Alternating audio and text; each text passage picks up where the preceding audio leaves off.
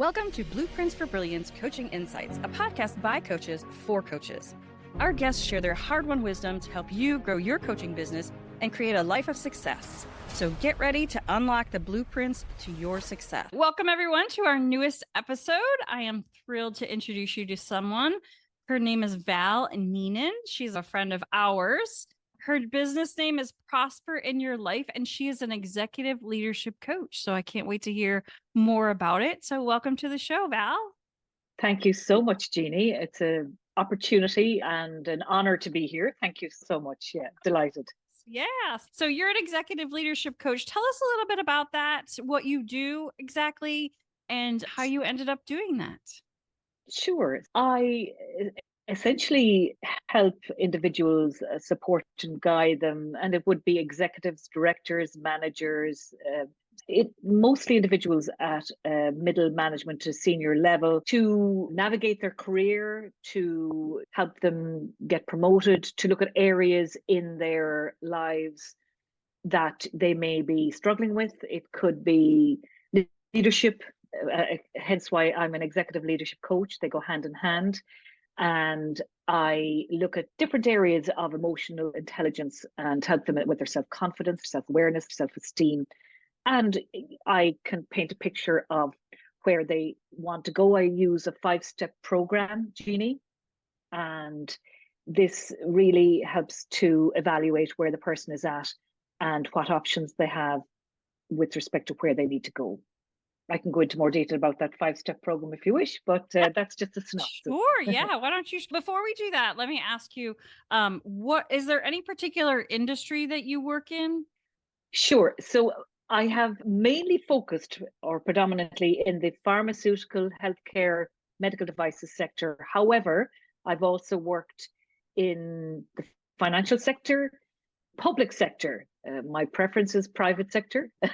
It's easier to get things done and to help move and shake people. So that would be where my experience lies. Yes. Okay. And is that just in Ireland or is that all over the world? So my experience has been predominantly Ireland in terms of, so my background is HR. I'm an occupational psychologist. That took me into HR. I did a master's in human resources and occupational psychology. And it's mainly in those HR roles that I was situated in Ireland. However, I have clients globally and Perfect. I've worked with people in Europe, in Australia, and in America. Yeah. Isn't it great now that we have Zoom and we have so many easy ways to communicate to other It's fantastic. Yeah, it's fantastic. To be honest, prior to this, I was more prior to COVID, dating back to 2018, I would have been much more national and local, whereas now it's gone global, which is great. Yeah. I can remember we used to do teleconferencing and we would have to debating whether we should get an 800 number because that was a toll-free number because people are still paying for minutes on their phones and stuff. So I'm grateful for lots of changes like that. Absolutely. Yes. And but likewise. Do share your 5-step program if you can give us a little insight. Sure. So when I look at a client, I cover 5 different areas. That is looking at their values, looking at their skills, their whole skill set, their interests, their achievements, and their self-limiting beliefs. So obviously values are what is ingrained in us, what we live our life by. Sometimes we can be out of alignment with our values. With respect to our skills, it's looking at what skill set we have, but not only that, what we love using, or we love but we don't use, or we love using and we don't like. The skill we have but we don't like using. Excuse me, the opposite way around. So it can be a real eye opener in terms of where a person is focusing their skill set. I have many clients who are unhappy in their jobs. 70% of the world is unhappy in their jobs and what they're doing. And I help them to see that perhaps the skill set they have, they're very good at, but they don't like using. So to change that around and either use some of the skills they have, but haven't used, but they're more passionate about, to bring out that, I suppose, that exuberance and that exhilaration and that excitement in them. So that would be the skills. Then their interests is looking at what they're interested in, literally, and all these are different modules that stand alone, but together they form, I call it a framework or a jigsaw, and we piece together the jigsaw with these different modules. And the interest is similar to the skill. We look at, again, what their top interests are and make sure that they're actually working in those areas. And it can be quite revelating as well for clients to find out, gosh, they're interested in something and they haven't pursued it. And achievements is something that I think a lot of us don't look at. We look at what we haven't done, what we're not good at, rather than what we've achieved in our lives, right down to an early age. So again, I use a timeline exercise with my clients to look at those achievements. And I've many clients that say, I haven't achieved anything, but actually we all have when we dig deeper. And then the fifth step in my program is to look at what self-limiting beliefs we have. And beliefs are entrenched from early childhood, from societal norms, from parenting.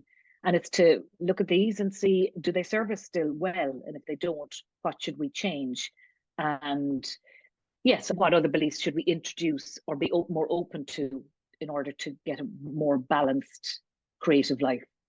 So yeah, that's I love that. That's fantastic. good. Yeah, back in the day, many moons ago, I worked in a 9-to-5 corporate environment and I loved it, but there was always something for me, it was something missing. But it's interesting. I can totally appreciate the feeling of here's this trajectory, if you will, that you're scheduled on, and not Yes. necessarily feeling like that's the way that you're comfortable going or that's the way that you want to go. Yes, absolutely. Yes. I suppose it's linked to career coaching as well, executive coaching. It covers life, really, doesn't it? Because when you touch on different areas of or aspects of somebody's career, it touches on their lives. So that's why I think they're very much interlinked and interwoven.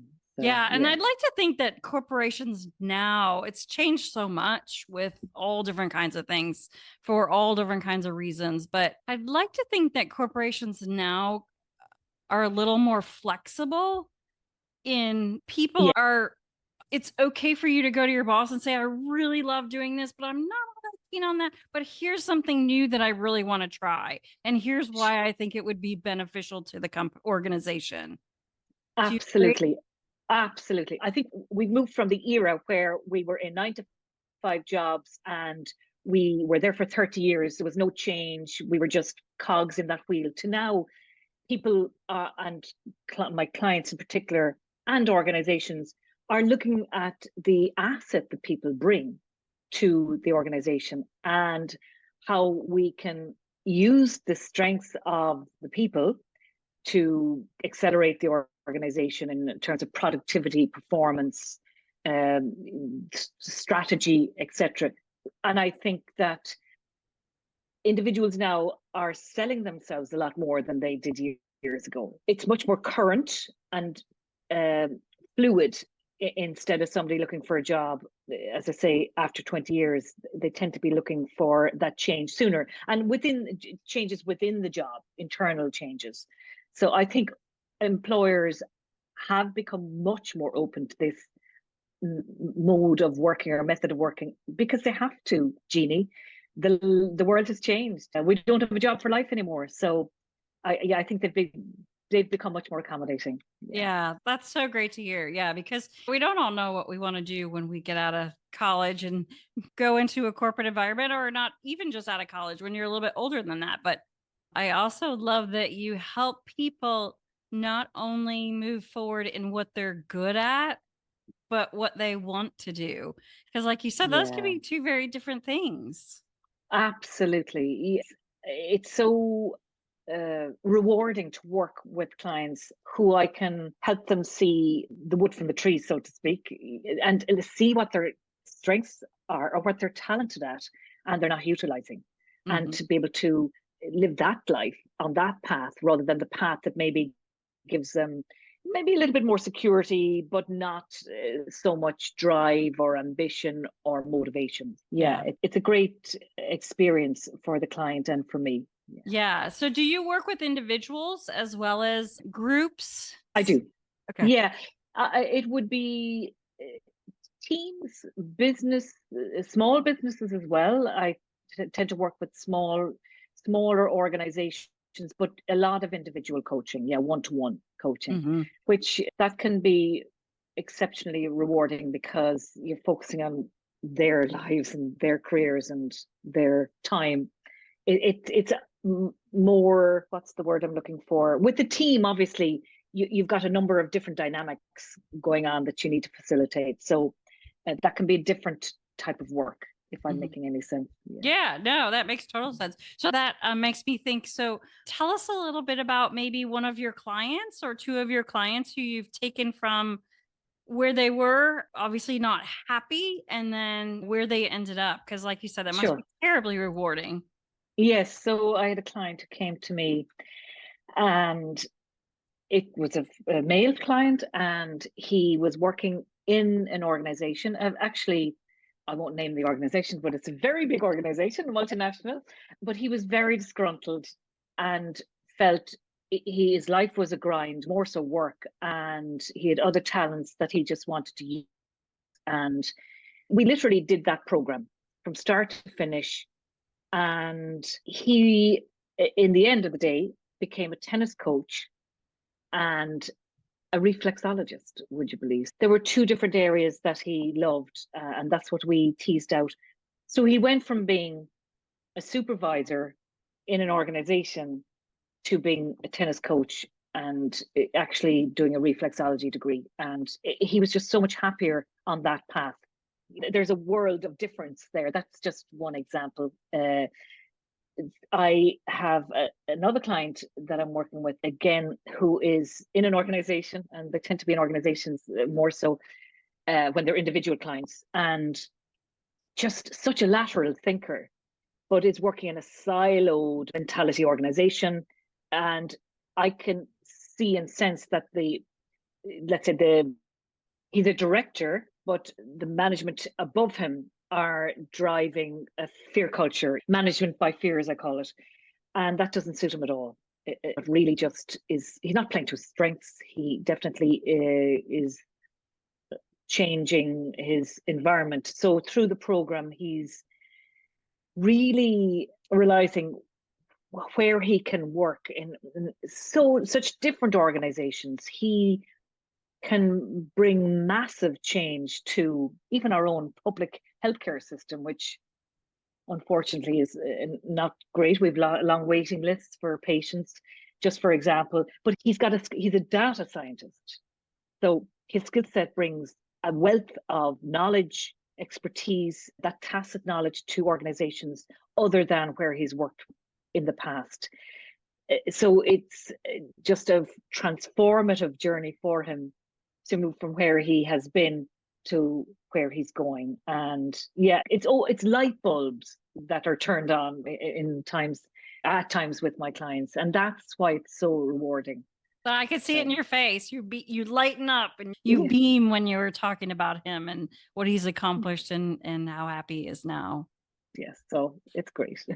Wonderful. So remind us a little bit. So your ideal clients are a couple would different be people. uh, would be professional executives, directors, managers, supervisors, and it doesn't necessarily have to be at that level, but they're the let's say the clientele that I find need a lot more help.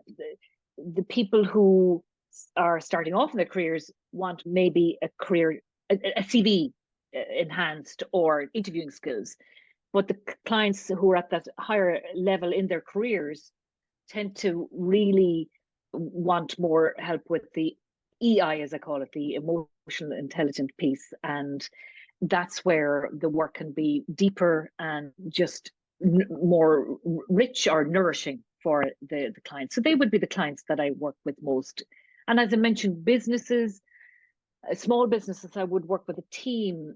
It could be a family-owned business. It could be larger, up to maybe 100 employees, and they just need help navigating the leadership team or even the leadership strategy. So that just gives you a taste of my ideal client. I hope that is that makes total sense. And yeah, I can see where someone just coming into the business world they're fresh.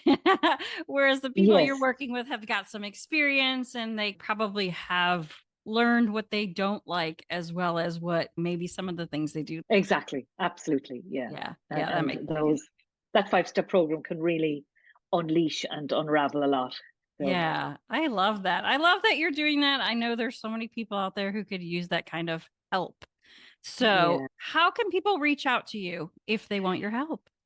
Yes. So very simply, I have a website, which is www.valneenan.com. It's my name. So I brand myself, and they can fill in a form and get in touch with me. And my number, I'm also available on LinkedIn, on Facebook. But if they come through my website, they'll be able to send an email quite easily, or even try and get in touch with me through LinkedIn, because all those, but for the want of a better word, those links are on my website. Yeah. Fantastic. Wonderful. I have one last question to ask you.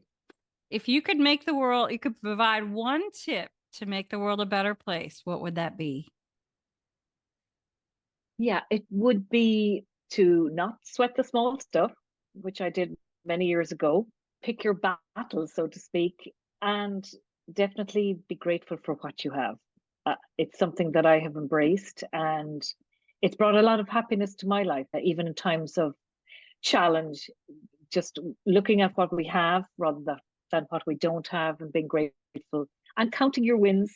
Those small wins really can be a game changer. So that would be the one tip I would give people. I love that. I love that. Yeah, we do forget that we all have things we've accomplished. We all have things to be proud of, no matter how big or small. And so I love that. Thank you, Val. Thank you so much for joining me today, sharing your wisdom, and for helping us learn a little bit more about who you are and what you do. Thank you so much, Jeanne, for this wonderful opportunity. It's a delight and a pleasure to be here. Thank you. Thank you. Thanks for joining us today on Blueprints for Brilliance Coaching Insights. We hope you're leaving this episode with inspiration to take your coaching business and your life to the next level. If you found value in this episode, we would love it if you would subscribe and share it with someone else who you think might benefit from hearing it. Thanks, and we'll see you in the next episode.